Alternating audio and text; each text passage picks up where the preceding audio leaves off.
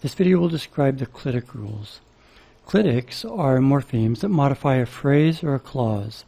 So when we open up the clitics node, we see that there are noun phrases, verb phrases, adjective phrases, adverb phrases, and clauses.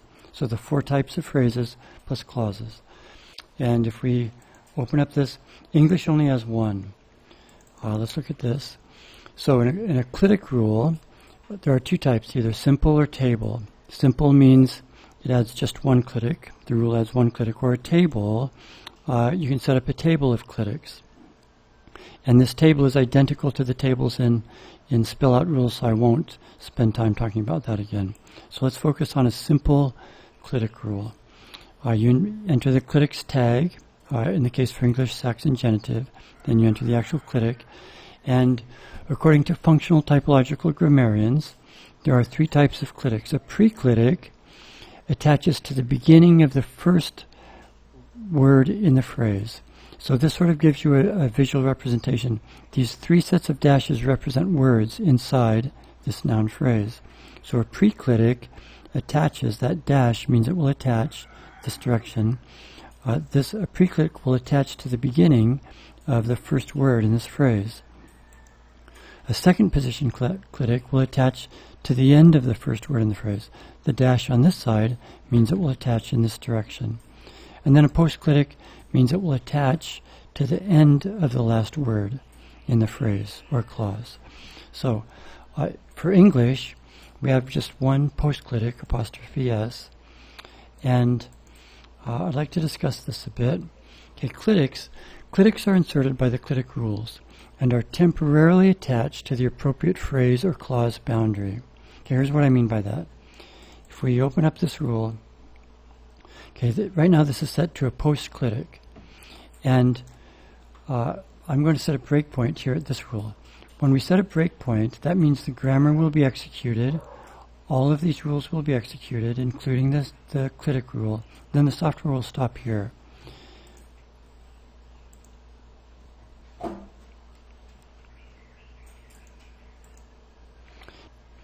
And we see that the clitic has been inserted, but right now we can't insert it into the phrase because we don't know how these constituents will be ordered yet. So it's attached to the phrase boundary temporarily. A postclitic is attached to the end of the closing phrase boundary. If we look at a preclitic, let's make this a preclitic. Now it's a preclitic. And we'll again set our breakpoint. So now the clitic has been attached to the beginning of the opening phrase boundary, and it will stay there until a certain time. I'll tell you in a moment.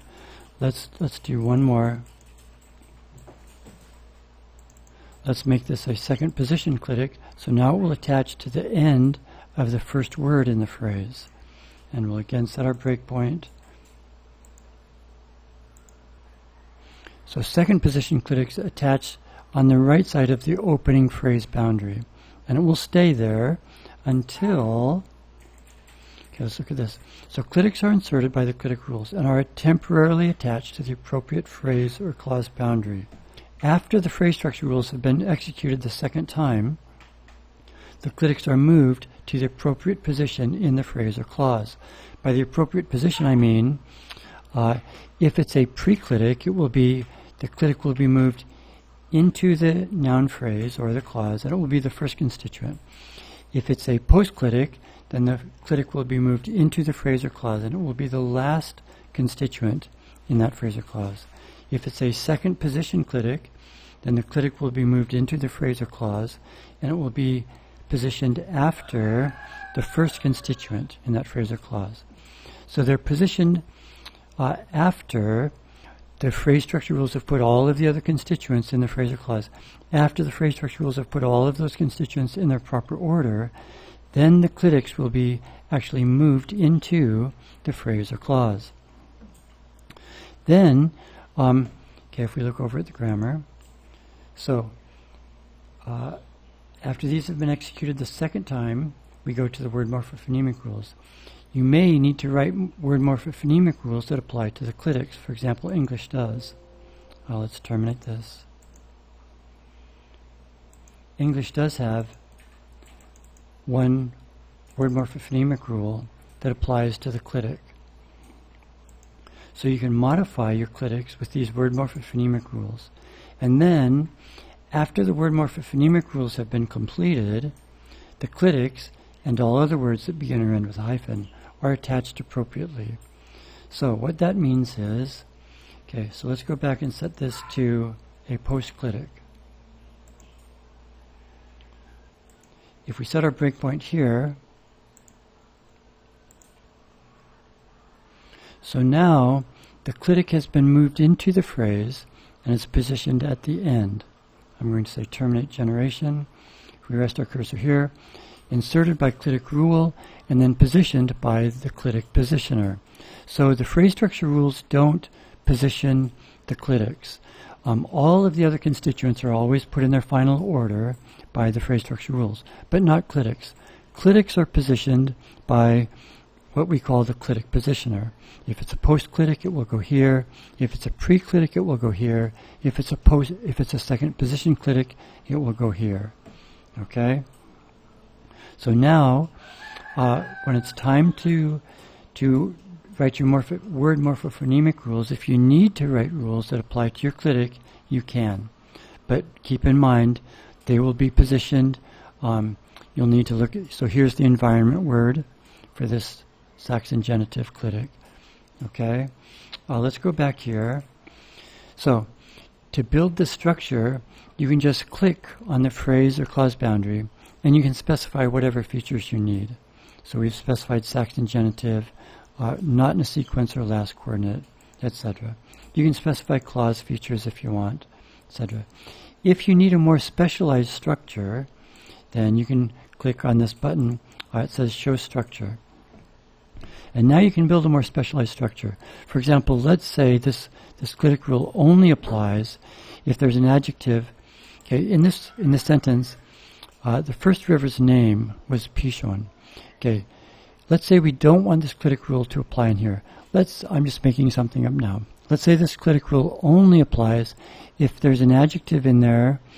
Let's put an adjective phrase in here, and we'll insert some other adjective. Brave. So now this rule, it'll check the features here, if those match. Then it will check the structure if you've written one. So now, in order for this clitic rule to apply, an adjective phrase with the word brave has to be in it. So now, this rule won't apply anymore. The first river name is Pishon. There's no clitic because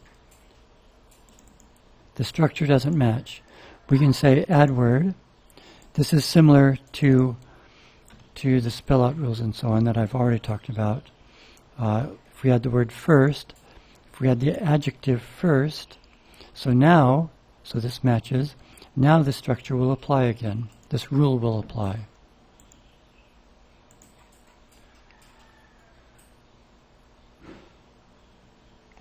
The first river's name is Pishon. So if you need a more specialized structure, this is available. Let's do this. So now it's a pre-clitic, and this time we'll actually let it generate. So now it's at the beginning of the first word in the phrase. If we let it be a second position clitic,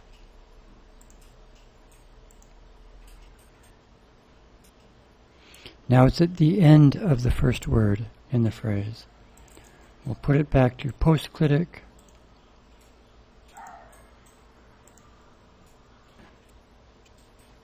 And now it's at the end of the last word in the phrase.